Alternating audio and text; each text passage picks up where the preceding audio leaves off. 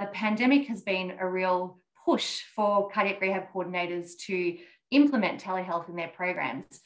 Prior to this, there was only 2.4% of programs in Australia offering telehealth as a cardiac rehabilitation modality. So it was a really big push, and it was fantastic to see it was adopted because it had to be so quickly, so across so many programs. So some pros of telehealth in cardiac rehab is that what we've seen so far in this very sort of rushed adoption model has been that it's been very adaptable and very agile. So it's led to a lot of problem solving from the cardiac rehabilitation coordinators, really thinking on their feet during these ever-changing times of how can we adapt our telehealth to suit our patients and also to suit our program. And they've been really problem solving, overcoming barriers for both themselves and the patients as well. So it's been fantastic to see that.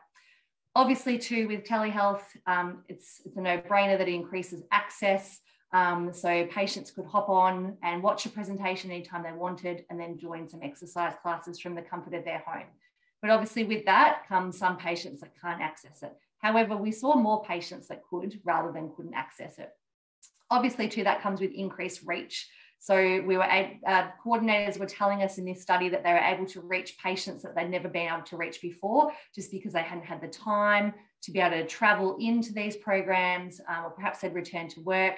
But with everyone at home, everyone actually was more interested in doing it this way because we're all stuck at home during lockdowns here in Australia. So they were really keen to do their cardiac rehabilitation remotely.